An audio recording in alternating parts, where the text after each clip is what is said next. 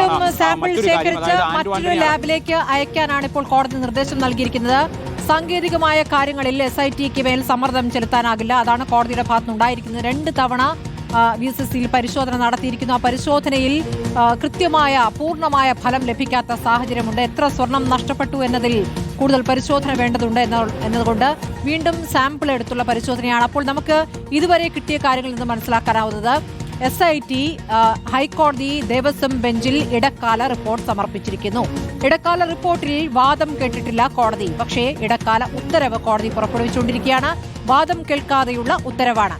കോടതിയിൽ SIT ആവശ്യപ്പെട്ടത് അവർക്ക് കൂടുതൽ സമയം വേണം എന്നുള്ളതാണ്. അതായത് സാമ്പിളുകൾ വീണ്ടും എടുത്തുകൊണ്ടുള്ള പരിശോധന വേണം ഒരു അന്തിമമായ ഫലത്തിന് എന്നുള്ള ആവശ്യം SIT മുന്നോട്ട് വയ്ക്കുന്നു. ആ ആവശ്യം കോടതി അംഗീകരിച്ചിരിക്കുന്നു.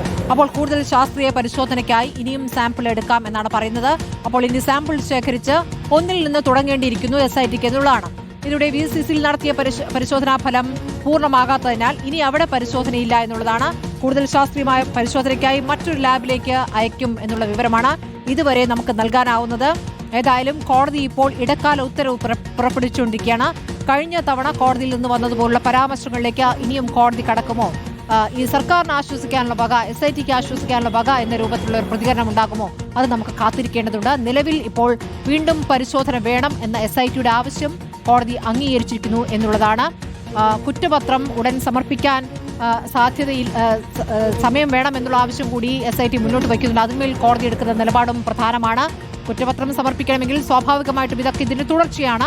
ഈ സ്വർണ്ണപ്പാളികളിലെ വിവരങ്ങൾ കിട്ടേണ്ടതുണ്ട്. ഈ പരിശോധനയിലെ റിപ്പോർട്ട് കിട്ടേണ്ടതുണ്ട്. അത് കഴിഞ്ഞു മാത്രമേ അന്തിമ കുറ്റപത്രം സമർപ്പിക്കാൻ സാധിക്കുകയുള്ളൂ. അപ്പോൾ അതിലും സമയം വേണ്ടതുണ്ട്. ഈ പരിശോധനാ ഫലം വരുന്ന വരെ കാത്തിരിക്കേണ്ടതുണ്ട്. അപ്പോൾ അതിനെടുക്കുന്ന സമയം നിർണായകമാണ്. ആ സമയം ഇപ്പോൾ കോടതി അനുവദിച്ചു എന്നുള്ളതാണ് നമുക്ക് മുന്നിലുള്ള കാര്യം. അതിനപ്പുറമുള്ള അനുമാനങ്ങളിലേക്ക് എത്താൻ ഈ ഘട്ടത്തിൽ കഴിയില്ല. SIT വീണ്ടും സാമ്പിൾ ശേഖരിക്കും. SITക്ക് ഹൈക്കോടതി അനുമതി നൽകിയിരിക്കുന്നു എന്നുള്ളതാണ്.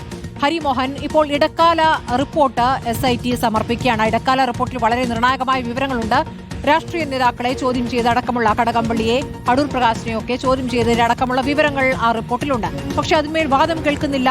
അതിന്മേലൊരു പരിശോധന ഇപ്പോൾ കോടതി നടത്താതെ തന്നെ SIT ഹർജിയിൽ ആവശ്യപ്പെട്ടിരിക്കുന്ന കാര്യങ്ങൾ കോടതി പരിഗണിക്കുന്നു. അതിന്മേൽ ഇടക്കാല ഉത്തരവ്, അതാണോ ഇപ്പോൾ മനസ്സിലാക്കേണ്ടത്? തീർച്ചയായിട്ടും സ്മൃതി, അതായത് അന്വേഷണ പുരോഗതി റിപ്പോർട്ട് സമർപ്പിക്കേണ്ടത് ഇന്നായിരുന്നു, ഫെബ്രുവരി 9. ആ അന്വേഷണ പുരോഗതി റിപ്പോർട്ട് സമർപ്പിച്ചിട്ടുണ്ട് ഹൈക്കോടതിയുടെ ദേവസ്വം ബെഞ്ചിന് മുൻപാകെ. പക്ഷേ ആ റിപ്പോർട്ടിന് മേൽ വാദങ്ങളൊന്നും നടന്നില്ല. മറിച്ച് അന്വേഷണ പുരോഗതിയുടെ വിവരങ്ങൾ നേരിട്ട് SITയുടെ തലവനായിട്ടുള്ള ADGP H. വെങ്കടേഷ് ഹൈക്കോടതിയുടെ ദേവസ്വം ബെഞ്ചിനെ അറിയിച്ചു. ആ അന്വേഷണ പുരോഗതിയുടെ വിവരങ്ങൾ കേട്ടുകൊണ്ടാണ് ഹൈക്കോടതി SITയുടെ ആവശ്യങ്ങളിലൊന്നായിട്ടുള്ള സാമ്പിൾ ശേഖരണത്തിന് അനുമതി നൽകിയിട്ടുള്ളത്. ആ സാമ്പിൾ ശേഖരണം എന്ന് പറയുമ്പോൾ 3-ാം തവണയാണ് ഇനിയിപ്പോൾ വേണ്ടത്. അതായത് ആദ്യ 2 തവണ VSSയിലേക്കാണ് ആ സാമ്പിൾ ശേഖരണം നടത്തിയതെന്നുണ്ടെങ്കിൽ ഇത് മറ്റൊരു ലാബിലേക്കാണ് ആ സാമ്പിൾ ശേഖരിച്ചു കൊണ്ടുപോവുക. അവിടെയാണ് ശാസ്ത്രീയ പരിശോധന നടത്തുക.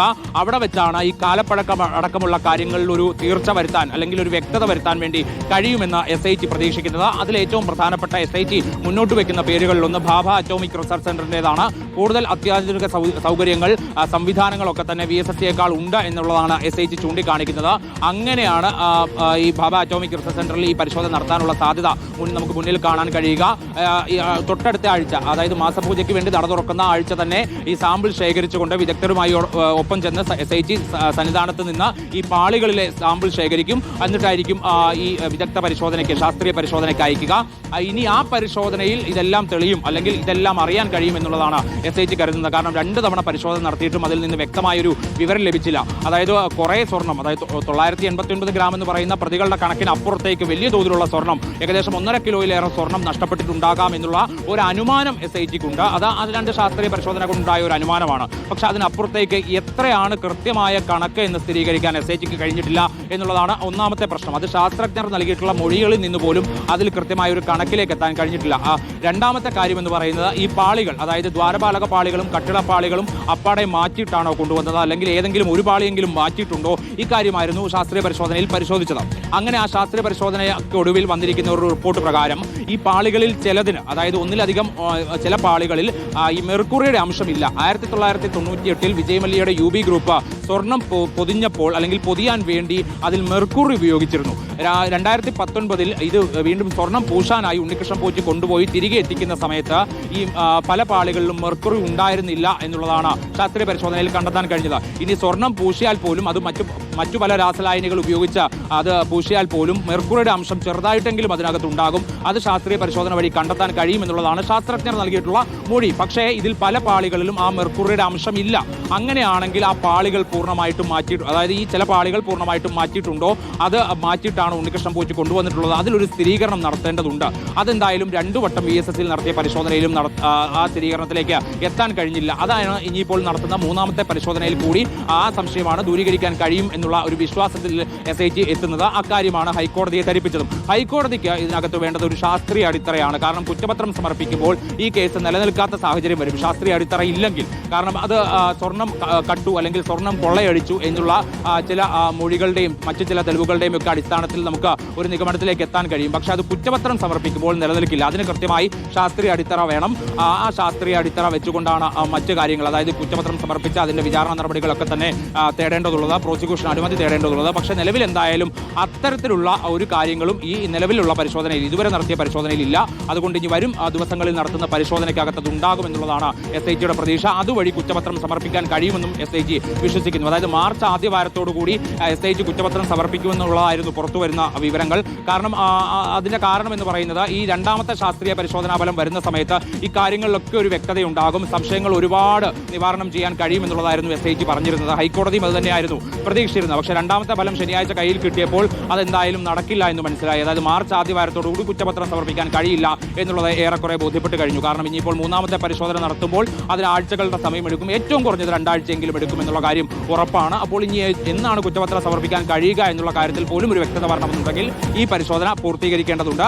മറിച്ച് ഇനി കൂടുതൽ ആളുകൾ, അതായത് ഒട്ടേറെ രാഷ്ട്രീയ നേതാക്കൾ അടക്കമുള്ള ആളുകൾ ഇവരുടെ മൊഴി രേഖപ്പെടുത്തിയത്, ആ മൊഴിക്കകത്തെ കൂടുതൽ വിവരങ്ങൾ ഒക്കെ ഇനിയിപ്പോൾ ഇടക്കാല ഉത്തരവിൽ പറയുന്നുണ്ടോ, ഹൈക്കോടതി എല്ലാം പറയുമോ എന്നുള്ളതാണ് നോക്കിക്കാണേണ്ടത്. കാരണം ഈ ഇടക്കാല റിപ്പോർട്ട് പരിശോധിച്ച ശേഷം അല്ല, അല്ലെങ്കിൽ അത് പൂർണ്ണമായിട്ടും വായിച്ച ശേഷമല്ല ഹൈക്കോടതി ഇപ്പോൾ ഒരു ഉത്തരവ് പുറപ്പെടുവിക്കുന്നത്. മറിച്ച് SITയുടെ തലവനായിട്ടുള്ള വെങ്കടേഷ് പറഞ്ഞിട്ടുള്ള കാര്യങ്ങൾ, അതിൽ നിന്നുള്ള അനുമാനങ്ങൾ, അവർ ആവശ്യപ്പെട്ട കാര്യങ്ങൾക്കുള്ള അനുമതി, ഇതെല്ലാമായിരിക്കും ഇടക്കാല ഉത്തരവിൽ ഉണ്ടാവുക. അതുകൊണ്ട് എത്രത്തോളം വിവരങ്ങൾ ആ ഇടക്കാല ഉത്തരവിൽ ഹൈക്കോടതി ചേർക്കും എന്നുള്ള കാര്യം വ്യക്തമല്ല. എന്തായാലും ഒരു കാര്യം ഉറപ്പാണ്, SIT സമർപ്പിച്ചിട്ടുള്ള റിപ്പോർട്ടിൽ രാഷ്ട്രീയ നേതാക്കളെ ചോദ്യം ചെയ്തതുമായി ബന്ധപ്പെട്ടിട്ടുള്ള നിർണായകമായിട്ടുള്ള വിവരങ്ങൾ ഉണ്ട് എന്ന് തന്നെ നമുക്ക് ഏറ്റവും പ്രധാനം. അതിന്മേൽ ഇപ്പോൾ വാദം കേട്ടിട്ടില്ല, പക്ഷേ അതിന്മേലൊരു കമന്റ് കോടതിയുടെ ഭാഗത്തുണ്ടാകുമോ എന്നുള്ള പ്രധാനമാണ്. റഹീസ് റഷീദും TV പ്രസാദും ഉണ്ട്. റഹീസിലേക്ക് പോകുമ്പോൾ, റഹീസ്, ഇപ്പോൾ ഈ കേസിൽ പല ഘട്ടങ്ങളിലായി രാഷ്ട്രീയ നേതാക്കളെ വിളിക്കുന്നതൊക്കെ ചിത്രങ്ങളുടെ അടിസ്ഥാനത്തിലാണ്. ഉണ്ണികൃഷ്ണൻ പോറ്റിയുമായി ഒത്തുള്ള ചിത്രങ്ങൾ അത് രാഷ്ട്രീയ ആയുധമായി പരസ്പരം ഉപയോഗിക്കുകയും ചെയ്യുമ്പോൾ BJP ഇതുവരെ പ്രതിരോധത്തിലായിരുന്നില്ല. പക്ഷേ ഇന്നിതാ BJP നേതാക്കൾക്കൊപ്പം പോറ്റിയുടെ ചിത്രവും പുറത്തു വരികയാണ്. എന്താണ്, ആർക്കൊപ്പമാണ് റഹീസ് ആ ചിത്രങ്ങൾ? സ്മൃതി, സ്വർണ്ണക്കൊള്ള കേസിൽ ഉണ്ണികൃഷ്ണൻ പോറ്റിയുമായി അടുത്ത ബന്ധമുള്ള രാഷ്ട്രീയ നേതാക്കളുടെ ലിസ്റ്റ് എടുക്കുമ്പോൾ BJP നേതാക്കൾ ഇതുവരെ വന്നിരുന്നില്ല. അതിലൊരു മാറ്റം വരികയാണ്. ഇന്ന് നമ്മൾ പുറത്തുവിട്ട ചിത്രത്തിൽ സംസ്ഥാനത്തെ, കേരളത്തിലെ BJP നേതാക്കളല്ല, പകരം ഉണ്ണികൃഷ്ണൻ പോറ്റിയുടെ പ്രവർത്തന മണ്ഡലമായ കർണാടകയിലെ BJP നേതാക്കളാണ് ഇതിലുള്ളത്. BJP നേതാക്കൾ എന്ന് പറഞ്ഞാൽ ഏറ്റവും പ്രധാനപ്പെട്ട നേതാക്കൾ, കർണാടക മുഖ്യമന്ത്രിയായിരുന്ന, കർണാടകയിലെ BJPയുടെ സംസ്ഥാന പ്രസിഡന്റായിരുന്ന സദാനന്ദ ഗൌഡയാണ് ഈ ശ്രീരംബത്തൂരിലെ അയ്യപ്പ ക്ഷേത്രത്തിൽ നടന്ന സ്വർണ്ണപ്പാളി സമർപ്പണ ചടങ്ങിൽ പങ്കെടുത്തത് 2020 ജനുവരി മാസം 14-ാം തീയതിയാണ്. അന്ന് അദ്ദേഹം കേന്ദ്രമന്ത്രിയായിരുന്നു. ആ ചടങ്ങിൽ പങ്കെടുത്തത് അശ്വന്ത് നാരായണൻ എന്ന BJPയുടെ കർണാടകയിലെ ഉപമുഖ്യമന്ത്രി. ഈ ചടങ്ങിൽ പങ്കെടുക്കുന്ന സമയത്ത് അദ്ദേഹം ഉപമുഖ്യമന്ത്രിയായിരുന്നു. ഈ 2 പേരാണ് ആ ചടങ്ങിൽ പങ്കെടുത്തത്. ഉണ്ണികൃഷ്ണൻ പോറ്റിക്കൊപ്പം നിന്ന് ചിത്രങ്ങളും എടുത്താണ് അവർ മടങ്ങിയത്. BJPയുടെ കർണാടകയിലെ നേതാക്കളുമായി വലിയ ബന്ധം ഉണ്ണികൃഷ്ണൻ പോറ്റിക്ക് ഉണ്ടായിരുന്നു എന്ന് വ്യക്തമാക്കുന്നതാണ് ചിത്രം. അതുകൊണ്ടാണ് കർണാടകയിലെ ഏറ്റവും പ്രധാനപ്പെട്ട BJP നേതാക്കൾ തന്നെ ആ ചടങ്ങിന് എത്തിയത് എന്നാണ് മനസ്സിലാക്കുന്നത്. സ്മൃതി. ശരി, TV പ്രസാദിക്കും. പ്രസാദ്, ഇപ്പോൾ ഹൈക്കോടതിയിൽ ദേവസ്വം ബെഞ്ചിന്റെ നടപടികൾ പുരോഗമിക്കുകയാണ്. പാളികൾ പരിശോധിക്കാൻ വീണ്ടും ഒരു പരിശോധനയ്ക്ക് കൂടി സമയം നൽകിയിരിക്കുന്നു എന്നുള്ളതാണ്. കുറ്റപത്രം വൈകുമെന്നുള്ള സൂചനകളാണ്. അപ്പോൾ സാങ്കേതികമായ തടസ്സങ്ങൾക്കപ്പുറം SITയുടെ നീക്കം സംബന്ധിച്ചും SITയുടെ വേഗം സംബന്ധിച്ചും പ്രതിപക്ഷം ഇവിടെ ചോദ്യങ്ങൾ ഉയർത്തുകയാണ്.